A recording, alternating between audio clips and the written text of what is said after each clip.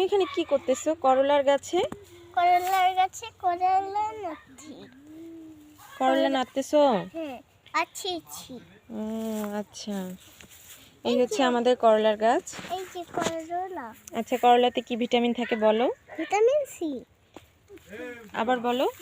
আবার vitamin C.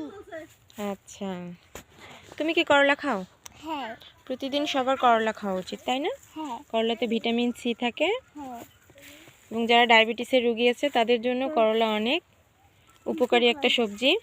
দেখুন, হচ্ছে করলার গাছ। এছাড়াও যাদের কোষ্ঠকাঠিন্যের সমস্যা আছে তারাও এই করলা খেতে পারেন। অনেক উপকারী একটা সবজি এই করলা। প্রতিদিন খাবার তালিকায় অবশ্যই করলা রাখবেন। ডায়াবেটিস, কোষ্ঠকাঠিন্য, এছাড়াও ত্বক সুন্দর করতেও